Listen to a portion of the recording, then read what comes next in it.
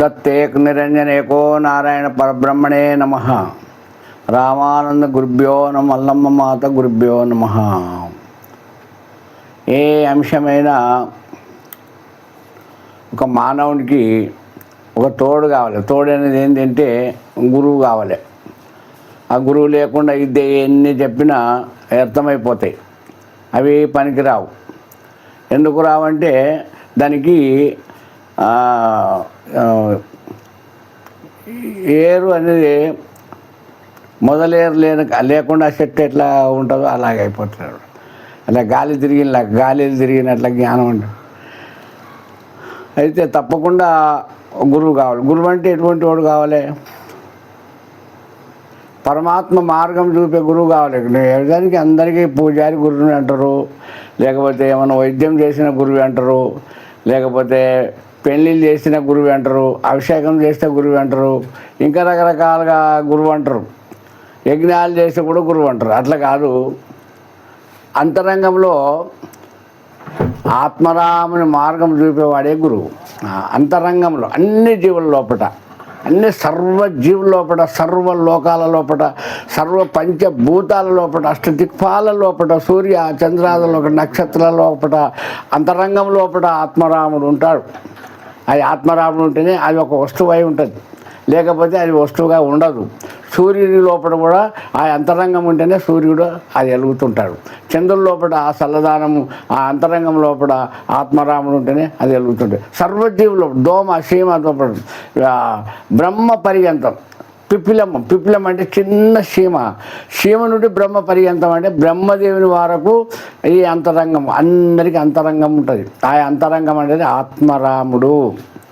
ఆ ఆత్మరాముడి అందరికీ ఆధారం. విష్ణు బ్రహ్మకు కూడా, ముగ్గురు త్రిమూర్తులు కూడా ఆత్మరాముడే కావాలి.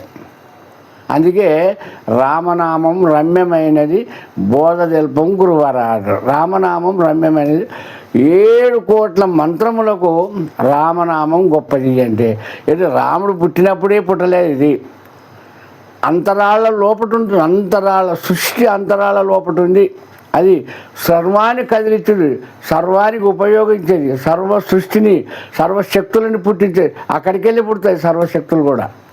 అక్కడ మూర్తులు, దేవతలు, భూతాలు, దయ్యాలు, జీవరాశులు, జలాచరం, వనాచరం, ఇవన్నీ కూడా ఆ చిన్న యొక్క అంతరాళంలో ఆత్మరాముని వలనే అన్నీ బయటపడుతుంటాయి. మళ్ళీ అందరికీ చేరుకుంటాయి, అన్నీ అందరికీ చేరుకుంటాయి. ఇది పెద్దది ఏం లేదు. అదే దాన్ని ఏకోమని అంటారంటే దాని పేరు ఏకో నారాయణుడు. ఏకో నారాయణ. నేను ఎప్పుడంటే అప్పుడే దత్తు ఏకు నిరంజన్, ఒక్కటే దత్తు ఏకు నిరంజన్, ఏకో నారాయణ అని చెప్తా. దాని అంశములు చెప్తా. ఆ ఏకో నారాయణ అంశం ఏంటంటే సర్వజీవుల అంతరంగంలో ఉండి, అంతరాళ్లలో ఉండేది చిన్న చిన్మయ జ్యోతి. అన్ని అణువు కన్నా అణువు చిన్నగా, ఎంట్రుకన్నా ఎంట్రుక సన్నగా, ఎంట్రుకన్నా ఎంట్రుక సన్నగా, అణువు కన్నా అణువు చిన్నగా ఏదైతే ఉందో అదే ఆత్మరాముడు. లేకపోతే అంతరాళ్ళు, లేకపోతే పూర్తిగా లోపల, అన్నిటి లోపల చిన్నగా ఉన్న స్వరూపమే ఆ సృష్టి లోపలనే. అదే మూల విరాట్ అని అంటారు. అదే మూల విరాట్. ఆ చిన్నదే మూల విరాట్. పెద్దగా అవుతుంది, పూర్తి చిన్నగా అవుతుంది అని చెప్తున్నాడు. ప్రపంచము లయమయ్యే కాలంలో మార్కండేయుడు అడిగిండు, అయ్యా ఈ